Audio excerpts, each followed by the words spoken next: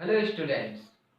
पिछले लेक्चर में हम लोगों ने जाना कि हम लोग सोर्सेज ऑफ एनर्जी किसे कहते हैं। स्टूडेंट्स, हम लोग जानते हैं कि जब भी हम लोगों को कोई ना कोई काम करना होता है तो हम लोगों को एनर्जी की ज़रूरत पड़ती है और ये एनर्जी हम लोगों को जहाँ से भी मिलता है उसे ही हम लोग सोर्स ऑफ एनर्जी कहते हैं।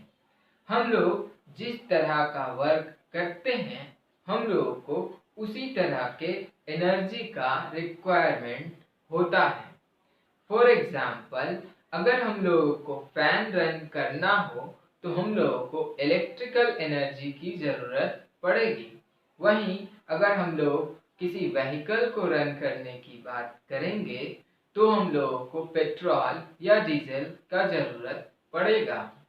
उसी तरीके से अगर हम लोगों को खाना पकाना है तो हम लोगों को हीट एनर्जी का ज़रूरत पड़ेगा। इस तरह से हम लोगों को डिफरेंट वर्क करने के लिए डिफरेंट सोर्स ऑफ एनर्जी का ज़रूरत पड़ता है। लेकिन स्टूडेंट, इस लेक्चर में हम लोग जानेंगे कि आखिर हम लोग किसे एक गुड सोर्स ऑफ एनर्जी कह सकते हैं और किसे कह सकते हैं कि ये सोर्स ऑफ एनर्जी उतना अच्छा नहीं है। स्टूडेंट्स, इस बात को समझते हैं एक छोटे से एग्जाम्पल के through.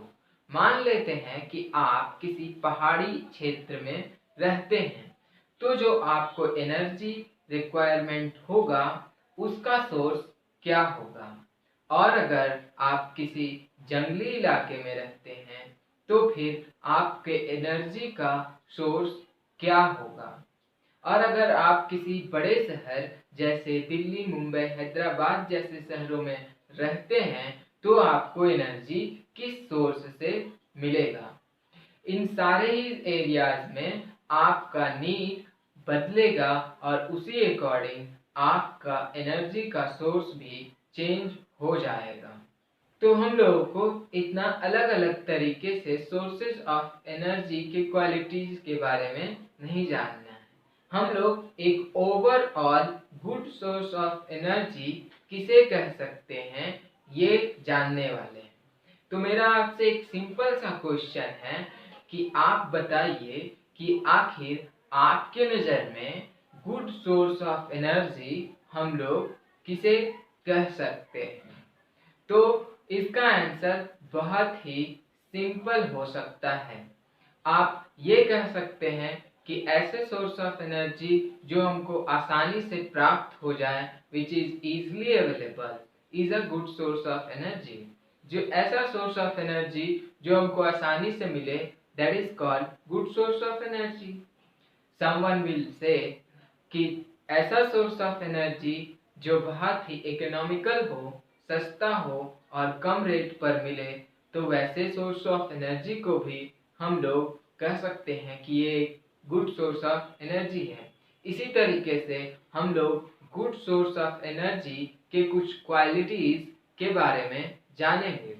So we will write the good source of energy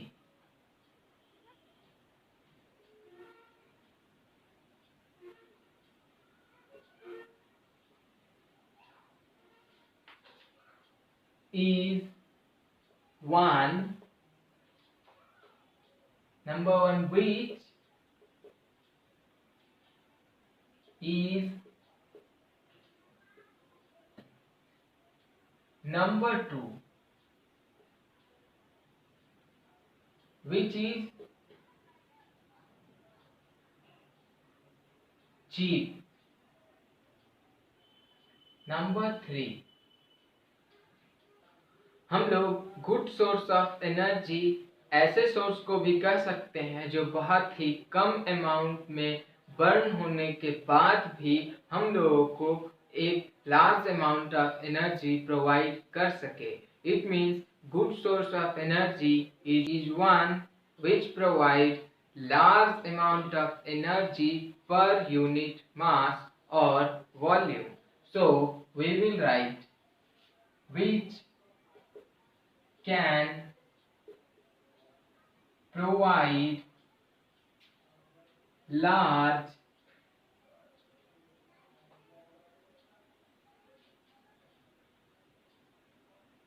amount of energy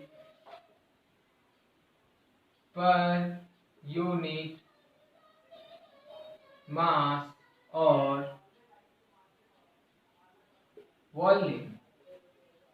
fourth property, हम लोग गुड सोर्स ऑफ एनर्जी वैसे एनर्जी को भी कह सकते हैं जो कि बहुत कम या नेग्लिजिबल पॉल्यूशन क्रिएट करता हो। हम लोग कभी एक ऐसे सोर्स ऑफ एनर्जी को गुड सोर्स नहीं मानते हैं जो बहुत ज़्यादा पॉल्यूशन क्रिएट करता हो। So we can write a good source of energy is one which produces very less amount of environmental pollution. So we will write it, which does not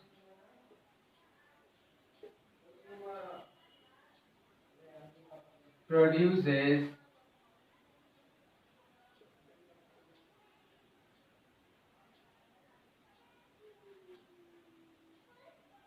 mental pollution।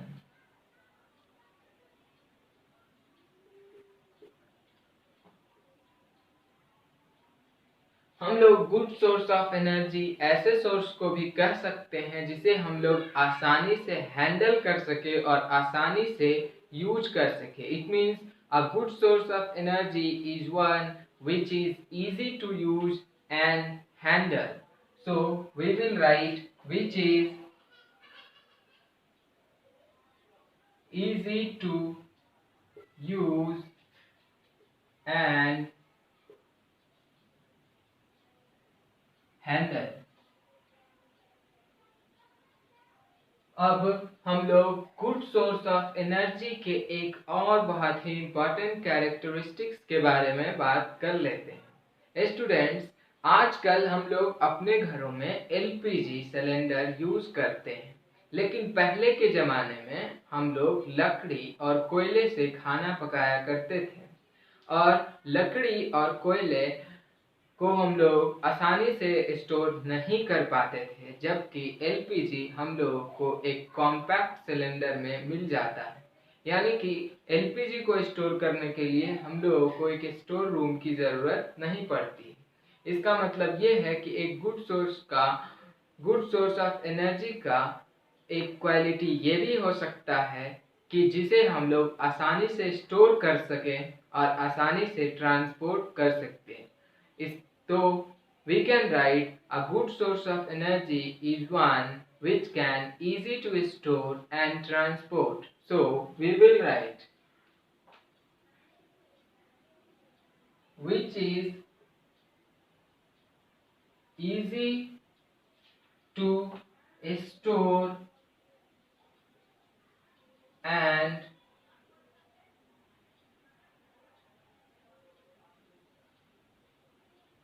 Transported. So student, आज के इस lecture में इतना ही।